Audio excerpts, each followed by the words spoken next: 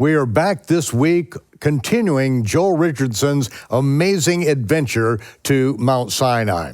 When Joel first said that he was going to be going into Saudi Arabia and asked if we could get together with Jim and Penny Caldwell to get the details on this, I thought, the last time I talked with Jim and Penny and them going in, they said they would never go back. They risked their lives. They thought they were going to die on the last trip. But when I heard that Joel was going in, and knowing some of Joel's background, I thought, if anybody has the guts to go into Saudi Arabia, this is the man. Joel, you've spent some time on the Golan Heights. You've been into Kurdistan. You've been all over that part of the world. You're familiar with the mentality of the Middle East. Tell us a little bit about. I understand that you were not that long ago up on the Golan Heights. Tell us about that adventure.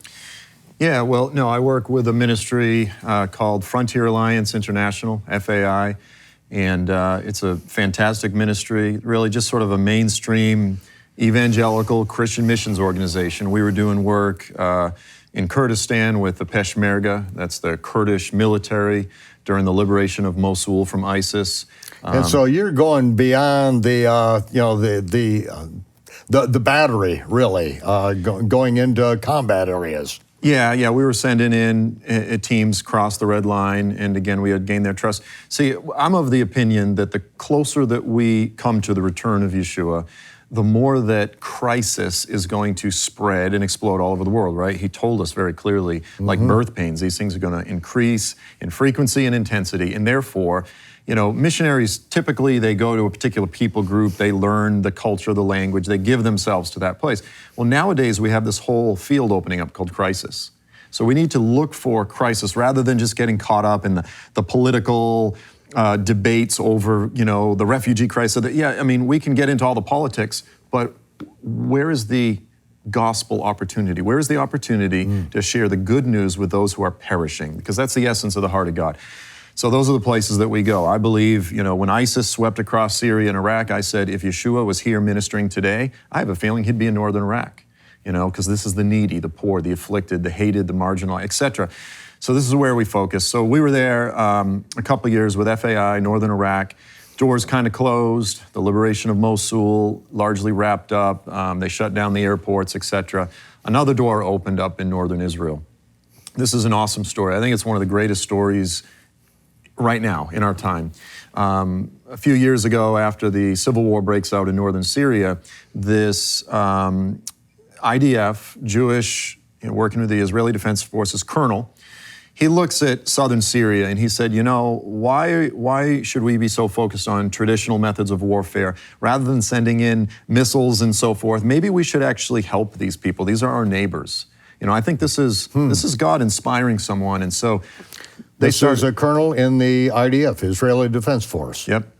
Not a believer in Yeshua, at the time, and they were coming to the fence, and they needed medical help, and so he was bringing them in, giving them medical treatment, but it's sensitive because a lot of the Israelis don't want Syrians coming in, that's their war sort of thing. And so my friend Dalton, Thomas that runs FAI, he heads it up. He leaves Iraq and he goes up there to the Golan. He starts talking to Lieutenant Colonel Marcos, and he said, well, how can we help you? What can we do?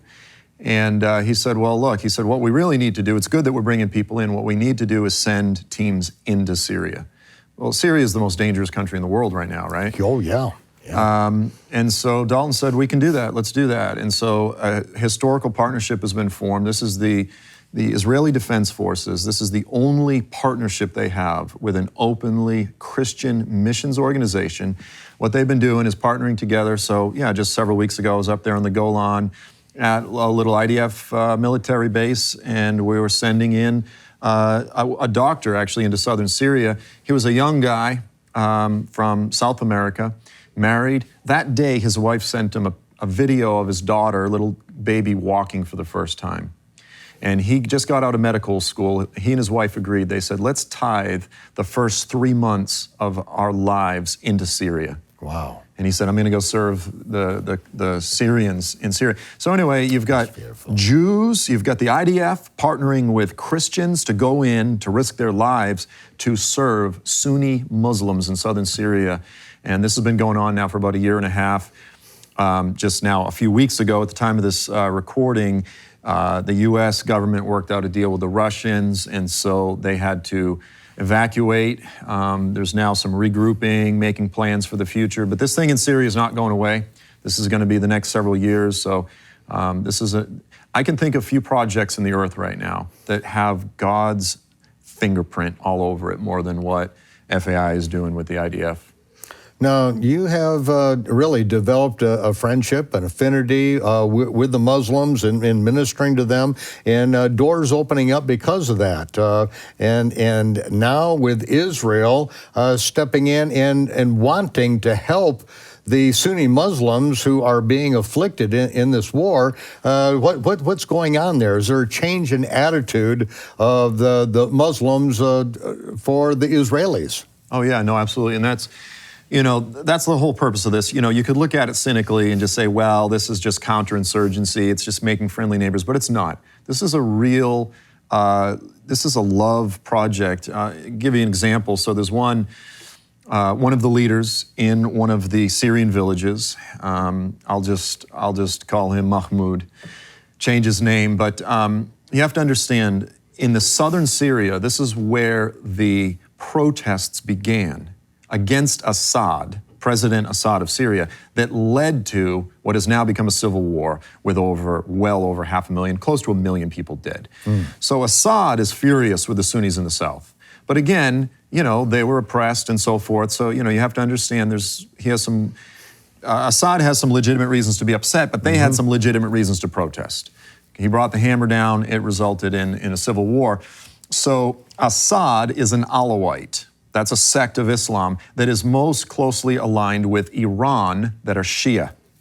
So you've got the Shia, the minority sect, about 15% of the Islamic world. Sunnis, about 85% of the Islamic world. Down there in southern Syria, they're Sunni. So Assad's been taxing the living daylights out of these people their whole lives. And he goes, the reason that we're taxing the daylights out of you is because we need to have a strong military to protect you from the evil Israelis, right?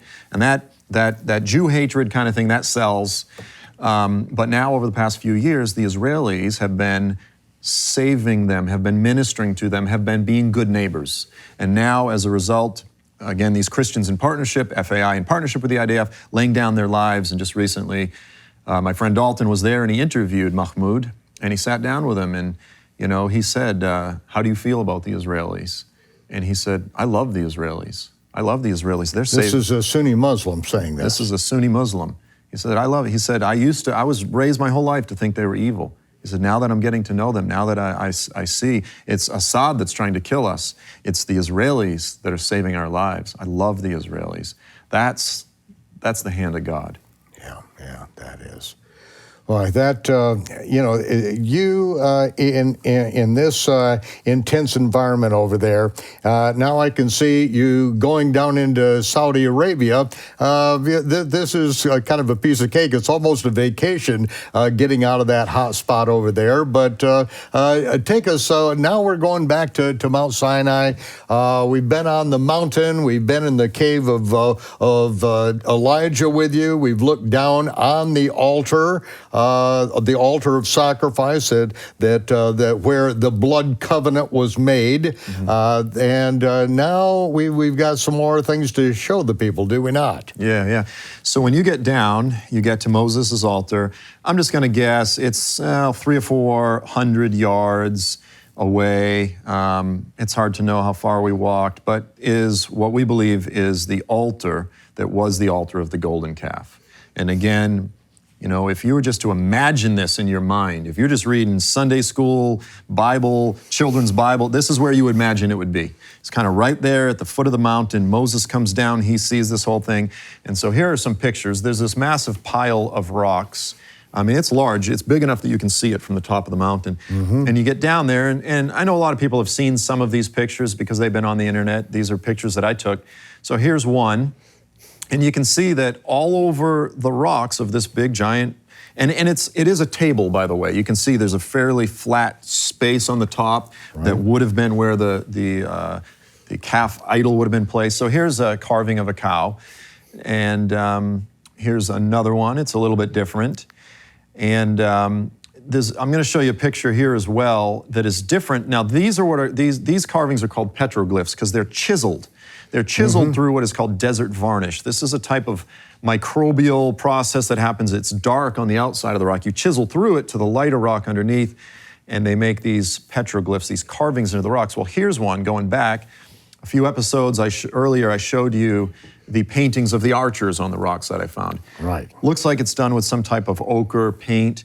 Well, this is a picture a lot of people have not seen. Again, it's a painting of a cow, and this is also, it's sort of on a part that you can't see if you're on the outside of the fence. Right, you had to get behind the chain link fence, which we haven't seen a lot of photographs of that. You know, we've seen photographs and videos through the chain link fence, but you got on the other side. No, I didn't go on. Okay. No, someone else did. I don't even know. All right, we won't talk about that. Yeah, no, but someone gave me this picture. Okay. But the point is this, no, I didn't violate. We kept all the laws. I'm sure you did. So, but yeah, someone else got this. So, but the point is this, it's painted. This is not carved like the other, the petroglyphs. This is whoever the people are who painted the archers are the same peoples who also painted this cow. That's important. So on this golden calf altar, you've got some of the petroglyphs. You've also got pictures of the cows. Now, again, the reason this is important is because the Hebrews had left Egypt. And in Egypt, they worshipped Apis, they worshipped Hathor. They worshipped these calf and cow bull gods. And so it's very natural to then see if this is the place where they came and then they entered back into worshiping these idols, that we would find evidence of it. And again, that's exactly what we find. We find something that seems to be an altar that has residual evidence of pagan, idolatrous Hathor and Apis worship.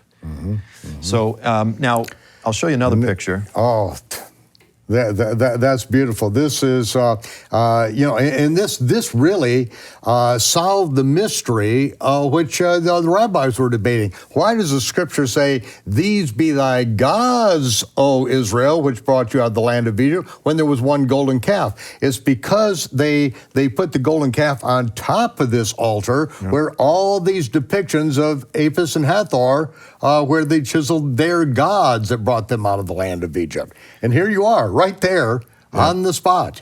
Yeah, so now this particular carving is outside of the fence. That's why I'm standing right next to it. And but I'm going to point something out to you. So just to the left of my right arm, you can see a little person, and they're underneath the cow. It looks like they have their hands up. Now, what this is this is a picture of what that person is doing. Is kind of grotesque. Is actually nursing at the udders of the cow. Okay, so we've got pictures identical to that in Egypt. This was part of the process of this worship. And so there was a whole process. They would dance around the bulls, and there was this big, that's why it says the children, they ate, they drank, and then they rose up to play. And there was a big sort of festival, a celebration. And interestingly, there's a bit of just history, that eventually that Egyptian and Cretan worship of the bulls, eventually it made its way to Europe, where it became bullfighting. And then here in the United States, rodeo actually historically drives. Now, I'm not saying if you go to the rodeo that you're a pagan, but that is the history of it all. As long as the barbecue's beef, we're okay with the rodeos. So yeah, for sure. I mean, you've got the residual evidence. You've got the residual evidence. And again, the skeptics can say, well, that's just one more piece of coincidence. The altar, the pillars, the golden calf altar, all of these things are just coincidences, but the coincidences most certainly just continue to add up. While we're pausing here at the altar to the golden calf, let's go back and rehearse what you began last week. Moses came down from the mountain, saw the golden calf. The Almighty said, "Stand back, I'm going to kill them all." And Moses interceded for us. But Moses, what did he do with the golden calf again? Let's go through that. Yeah, no, it's important. Again, everything that Moses did had a very specific meaning. First thing he did is he smashed the tablets, right? He broke if you will, the marriage covenant. He broke the contract, the wedding. He ripped up the wedding contract. He goes, you guys already blew it. I mean, this is amazing. Because in many ways, the Sinaitic covenant that was made on Mount Sinai, in many ways it was a betrothal ceremony. Yea, it's more than that, but the Lord uses a lot of that marriage language. And you think about this analogy, here's the bride. She is cheating on her husband during the wedding itself. I mean, the wedding's not even done yet, and she's cheating on him right in front of him. I mean, the Lord is still on the mountain in fire, and right in front of him, in full sight of the bridegroom, she's cheating with a bull god, an Egyptian bull god. So, I always say, if you've been betrayed, if you've been hurt, don't feel bad. The Lord himself, his bride, actually cheated on the very wedding itself. And so he shatters the marriage covenant, and then he destroys the idol. He burns it, because it would have been a wooden idol covered with gold. He grinds that thing up. He takes the ashes and he puts it in the water from the stream that ran down the mountain, which if you go there, you'll see there's a clear riverbed coming down the mountain. There was even some small pools of water as we were coming down. It wasn't the right time of year for it to flow, but at times it does. And then he made the people drink it. He made the people drink it and ingest it. And by doing so, the Lord made it clear that the only thing left of their God, this thing they were just bowing to a few hours before, is that from there forward it would be nothing more than human waste on the ground. Mm-hmm. And this is the thing they said, this is the God that led us out of Egypt. And then the Lord said, where's your gods now? Where are your gods now? Yeah, that's they could get the gold back if they wanted to mine through their old religious system, right, to get it back. But that's all that's left of the religious system is heaps on the ground. Yeah. And you can see after that, the Lord often says that he's a jealous God, right? He's jealous God. The jealousy of God is not like the jealousy of man, but it's also not entirely different, because it's interesting that after this great betrayal that you see repeatedly, do this because your God is a jealous God. All right. And it's like, any marriage that gets broken and there's betrayal, it can be forgiven, they can move on, but there's always that residual wounding. And it's almost as though from there forward, the Lord's like, look, there was this deliberate thing. Don't give yourself over to the foreign gods. Don't do it, because your God is a jealous God. Now, what happens at the end of this is that Moses is told by the Almighty, I want you to hew out 2 stones. I want you to 2 tablets of stone, like the first ones, and bring them up to me. And that he would write the same commandments on those tables of stone. And this is where we see, as Paul deals with this thing, is that this is the representation of Moses presenting the tablets of his heart now to write the same commandments on. And this is a picture of the renewed covenant as it technically is. It's the covenant that was made with us at Mount Sinai, the covenant that we are offered to be priests and kings, the covenant which we broke and incurred the death penalty, that Yeshua paid the death penalty, and now we, like Moses, bring the tablets of our heart, and he writes the same commandments on them. That's how we know that someone's been born of the Spirit, that they've been begotten again, that the Torah is written on their hearts, and it's such a fantastic story. Yeah. These are, in a lot of ways, again, I liken them to the wedding vows. Here's the wedding vows, and they stand before the mountain. They say, I do, I agree, I do. And then the Ark of the Covenant, what's the whole purpose of the Ark of the Covenant? Is to keep the marriage certificate, to house the marriage certificate so that they'll remember what the terms of that contract were, and it would house that forever. And this is the very foundation of the entire story of redemption. And this is where it all begins. We're back with Joel Richardson. He's going to take us to one of the greatest archaeological finds on the planet. This is something not made by man, but man entered into this very picture. Joel, take us to the rock at Horeb. This was one of the most amazing, absolutely amazing parts of the trip, but really, for me personally, one of the most amazing opportunities of my life. And yeah, Jim and Penny Caldwell, I believe, are the first ones in modern history to have found this. Yeah. But it's important to highlight the fact that the locals are well aware of it, and the locals refer to it as the split rock of Moses. That's right. Now, Ron Wyatt didn't see this. He never found this, but he gave me the video on it, and I'm looking at this woman in the video, and I know it's not Mary Nell, and I said, "Who are these people?" And he said, "I can't tell you." and so now we realize why. Yeah, and you mentioned it. It's quite a distance. I mean, it takes a few hours to get there. If you're on the eastern side where the altars are, you have to drive all the way around to the other side of the mountain. Yeah. And so it's up there in the area that, according to the scriptures, would have been called Rephidim. And I'm going to read a verse here from Exodus 17, and this is important because the scriptures give us some very specific criteria to look for. So I'm going to go ahead and begin with verse 5. It says, "Then the Lord said to Moses, 'Pass before the people and take with you some of the elders of Israel, and take in your hand your staff with which you struck the Nile, and go. Behold, I will stand before you there on the rock at Horeb, and you shall strike the rock, and water will come out of it, that the people may drink.' And Moses did so in the sight of the elders of Israel." Now here's the point. Is the Lord says to Moses, "Go strike the rock at Horeb." Now, again, I've been there. I can tell you I didn't count them, but I'm thinking there were approximately 3 or 4 gazillion rocks, okay? So the Lord says, "Go strike the rock at Horeb." This had to have been a prominent, noticeable, well-known rock. It was a landmark. Okay, now, the rock that we're about to see, it's a landmark. It's a very unusual landmark. Even if it had no biblical significance, this would be a place that people would go to on hikes and so forth. If this was out in Utah, it's a very unique structure. So here's this thing called It's like the Half Dome at Yosemite, just a little bit smaller. Yeah, something, I mean, the Arches National Park.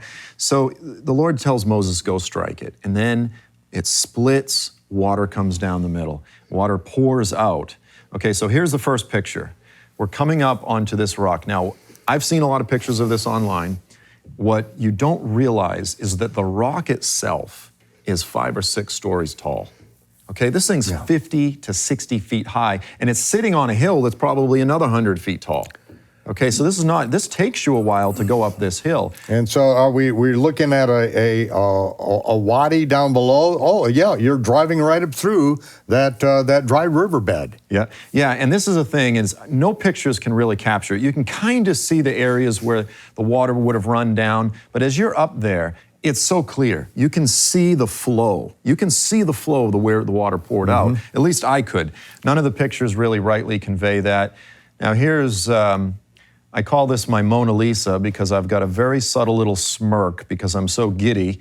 But this is my my rock at Horeb selfie. And then I've got one more here standing in front. And my whole point was I wanted to try to capture. Look at the riverbed, really, where it eroded the rocks. You can see it just as plain as can be in this shot. Now, even more, I'm going to show you. Now, here's another just great picture from a distance. You can sort of see the height of it. Now here's one as you get up close, and again, it takes you probably 10 minutes or so just to climb up the bottom hill to get up there. And so here you can see the size of it. You can walk right through the entire split. And then I'm going to throw in another picture here. This is, again, the base. This is, you can see the erosion. Yeah. You can see the erosion. Millions of gallons of water under high pressure. That's what it would take to erode that rock. Yeah. Now, there's another interesting verse. It's at the end. There's a few verses in the scriptures that describe this. It's another verse at the end of Isaiah 48. Verse 21, it says this. It's talking about the Israelites. It says, "They did not thirst when he led them through the deserts. He made the water flow out of the rock for them. He split the rock, and the water gushed forth." The word there, he didn't just, this is not just, came some bubbling crude. This is not just a little spring. The Lord split the rock. So we are looking for a prominent landmark that has been split down the middle. And again, I'll just go back to this picture. Again, Michael, I've been all over Israel. I've been to some amazing places. This is not just some place where Yeshua did a miracle. That is the miracle. The Lord has placed it as a living testimony, preserved it to this day, anyone can go there. That is one of the greatest miracles in biblical history, just sitting there for the world to see. David said, I go to the rock which is higher than I, 60 feet, 6 stories tall. Yeah, My goodness. It's massive. And it does. It represents Messiah. And I'm just so excited for, again, tens of thousands of people all over the world to go and see it. They'll probably have to fence off the mountain. I don't think it'll be too much, this hill, I don't think people will be able to go up and walk through for the purpose of preserving and so forth. But it's just stunning. I mean, it's just the Lord has preserved this as a living testimony.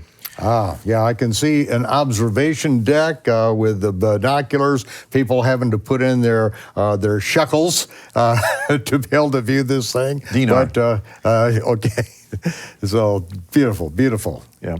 So, and a couple other points too is that if this is indeed the rock at Horeb, this is the place where the Israelites would have fought the Amalekites. Right. There has to be a large that plain. transpired just before that, did it not? Yeah, It's pretty much right there at Rephidim. There had to be a large plain. Just as you sort of go past the rock, there is a huge open plain. There has to be some high hills around that Moses climbed up where he raised his hands all night. There are indeed. The whole thing's surrounded by very high hills. I mean, again, all of the biblical requirements are there. And if this is not the rock, if this is not the historical rock at Horeb that Moses struck, then I make the joke, I say, then God played an incredible trick on all of us because it meets all of the scriptural descriptions. Yeah, beautiful. So, we're going to go from there. The rock at Rephidim, we have the battle with the Amalekites that transpired just before that, and where Moses is raising his hands, and the name of the place is Yehovah is our banner. The name of Yehovah represented by the uplifted hands, as long as the name was exalted, and he brought us out of Egypt with a mighty hand, so the entire world would know that his name is Yehovah, and as long as he kept his hands lifted, exalting the name, they prevailed. And when he dropped his hands, they went into retreat. So Aaron, I believe it was Aaron and Hur, were the ones, or was it Joshua, that put rocks underneath so that they could support him as he held up the name of Yehovah. Yeah. And I mean, it's just stunning. You can climb up the hills and you can stand there and you can imagine the scene. You can look down at the plain and say, this is the place where they defeated the Amalekites. I mean, just one of the greatest, again, preserved locations in biblical history. Oh, yeah, and the arrowheads that Jim and Penny Caldwell, because, being there so many times, I guess, 14 times over 9 years, the arrowheads that they brought out that was used in combat and all. So now we're going to go from the rock at Rephidim, and we are having to go back to the Yam Suf, the Red Sea, are we not? Because this is the path that we traveled to get to Mount Sinai. So what do we come to in this course as we recede back to the Red Sea, or more properly, the Yam Suf? Yeah. So our next trip, again, we weren't following the itinerary of the Israelites, but our next stop was the place that is believed by some, and I think it very well may be Elim. And the scriptures refer to this as the place of 70 palms and 12 wells. And it's amazing. So I've just got a little video here. So we started working our way. That's an oasis out in the middle of the desert then, really. 70 palms and 12 wells, that's not your usual fare for the desert. Exactly. And the reason I put this video in of these camels is to say, we were driving half an hour, 45 minutes through the desert. There's nothing out there but camels and acacia trees. They're sitting there eating an acacia tree. I don't know why camels eat sticks. There's an acacia tree right there. But we're working through the desert, and then we come. So here's a picture. I mean, it is a desert. And then I sort of pan the camera around and you'll see it. And all of a sudden, again, we've been driving 45 minutes. All of a sudden, there's a forest right in front of it. There it is. It strikes you, a forest of palm trees.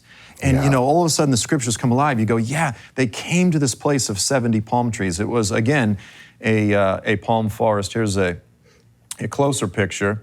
And what's so amazing is that there are specifically 12 wells. Right at this place, 12 wells.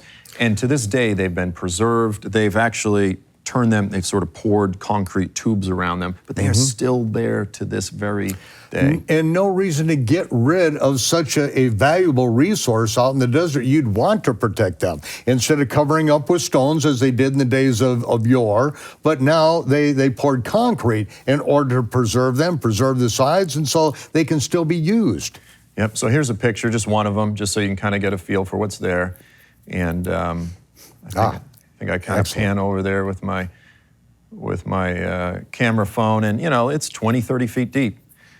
So this whole kind of area here is, the soil is actually moist. I mean, it's almost in places where it's almost like the water wants to sort of bubble up. So, again, whether or not this is the historical place or not, to me, it's a darn good candidate. And it's just one of these situations where you can see the videos, you can see pictures online, you go, that's interesting, who cares, palm trees. But once you understand the layout, the topography, you have to understand this is in a wadi. They would have been forced. I mean, it's not like they could just wander around. These are not plains, there's mountains, there's very limited places where they could have traveled. And so this would have been the most natural place for them to have come to. Now, we go from there, we're going to back up, and they're going to come to Mara. After crossing the Yamsuf, they're going to come to Mara, the place of bitter waters before then. Yep. So what did you find? So it's a place called Wadi Tayyib. It's a gorge, it's a wadi, it's an incredible, and it narrows. It starts out wide and it gets narrower and more narrow. So we were working our way down Wadi Tayyib, which goes from the desert, which goes from Elim out to the Red Sea, out to Yam Suf. All right, so we're backtracking Israel's trip, but as you see, you have mountains on each side. You don't get out of this. This is like before we crossed the Red Sea, that we are trapped in the land. You can't get out. No. You have to have technical climbing gear to get out of this wadi if you were going to have to flee Pharaoh and his army chasing you. Exactly. Yeah, and you can see these are, I don't know, a couple thousand feet. These are massive, massive mountains. And so you can kind of get a feel for what it would have been like for Israel as they were coming up here and they were thirsty, and then all of a sudden they came to Elim. Oh, yeah, coming to the 12 wells after this. It looks like a dead end. Right. Looks like they're going nowhere, but Moses happens to know his way around here, doesn't he? He does. He spent 40 years here? Exactly. So here's a picture when you eventually come out of this gorge. Here's a picture. I just pulled this off of the internet. This is what's called Wadi Tayyib. You can see the beach there. Oh, beautiful. We came out. It had just turned dark. We went swimming here right in front of Wadi Tayyib. And here's another picture. This may very well have been the place. You can see the palm trees on either side. Yeah. This may have been the place where when they crossed Nuweiba from Wadi Watir, which is very similar, although there's a much bigger beachhead, but it's a very narrow gorge that would have been forced with incredibly tall mountains on either side. This may very well have been the place where they came to and then eventually followed this gorge up right to Elim. Now, I don't know, again, I haven't tested all of it, but it's interesting as you come down here, we did drink some of the water. There's a little stream in some of the videos you can see, and the water, even though you would think you think it's fresh, it actually was really salty. So I kind of wonder, could this be the bitter waters? It tasted like salt water. I don't know how a spring could be salty. I don't know how that all works. I'm not a geologist, but it is interesting that you had salty water followed by the oasis. Right. So, and again, that was the course of events. They came to the bitter water, and then they came to the 12 wells that were there that they could be refreshed. And what we're looking at here, just 100 meters off this shore, is where Leonard Moeller sent down the underwater cameras, and they photographed and videographed the chariot that was found 100 meters off this shore, which really leads to the whole exciting story of Israel crossing the Red Sea. They're clambering up the other side, women and children in the back, and just before they start getting harpooned and speared by the Egyptians, the Almighty looks down, rips the chariot wheels off, and there it is, 100 meters off the shore, a chariot that's still there after all this time. Yeah, it's amazing. I've seen the pictures, and again, it has the form of a chariot wheel with an axle sticking up, covered with coral. I'm looking forward to, in the future, to these things being explored some more. And this is the thing too, which is it's such an important point. A lot of people miss it, is that among the traditionalists that say Mount Sinai is over there in the southern Sinai Peninsula, they move the miraculous sea crossing to these marshy, more shallow bodies of water that are north of the Gulf of Suez. This is on the western side of the Sinai Peninsula. The problem with that is that the scriptures say the sea crossing took place at the Yam Suf. Right. There's only one body of water ever spoken of as the Yam Suf. Right. Throughout the scriptures, you've got 24 references to the Yam Suf. Every time that it specifically gives us sort of geographic markers, the Yam Suf is always the Gulf of Aqaba, today what we call the Red Sea. Here's a verse in 1 Kings 9:26. King Solomon built a fleet of ships in Ezion-Geber, which is near Eloth, that's Elat, on the shore of the Red Sea, the Yam Suf, in the land of Edom. Every single verse that has geographic markers that mentions Yam Suf is always at the Red Sea, the Gulf of Aqaba. How can we move it over there? And this is the elephant in the room that the traditionalist scholars don't want to admit. They're going to come up with 1,000 other reasons, but they are going to ignore the clear biblical evidence. If this is where the sea crossing took place, Mount Sinai has to be on the eastern side. It has to be where the Bible says, in the ancient land of Midian, where Moses was a shepherd for 40 years and came across the mountain that the Almighty said, I want you to bring my people back to this mountain, worship me on this mountain. Ladies and gentlemen, we have so much more evidence. As a matter of fact, Joel, we can't get it in. We're going to have to do, I want you to stay with me because we want to explore the Yam Suf. We want to explore this whole fraud, this Mount Sinai, Helena Sinai, the lie that's been perpetrated, and we want to deal with this stuff. And so we're going to have Joel stick with us for at least another hour or so, because now we're going to give you all the ammunition that you need so that you can defend intellectually and with the evidence that is there in the earth and on the ground of the real Mount Sinai, that the Almighty has preserved these things for us in this day and time. No other generation could know this. No other generation had underwater robotic and submarine dive cameras to be able to do this. No one else has been able to do this in history, and so we're going to use the technology that we've got. Information is being increased. Men are running to and fro, and Joel has run to and fro the earth to bring this to us. So, Joel, thank you. Stick with me. We are going to give you a treat that you are not going to believe. And so I would like to pray. Yehovah, I thank you for your blessing, your protection upon this man's life, upon his ministry, and upon his children, his wife, and everything that he touches. We ask that everything that he touches turns to gold for your kingdom, that you'll continue to protect his life as he goes into these different situations, that you will go before him, that you will fight the battle because you want your word to go out more than what even he imagined you wanted to go out. So take his words, take his message, take his videos, take his photographs, and spread these out all over the world. Let them reach into Saudi Arabia, to the Sunnis, to the Shias, to everyone upon the planet. In the name of Yeshua, our Messiah. Amen. Amen. Well, Shavu Tov. See you next week, but you gotta get this video. We'll see you then. Shalom.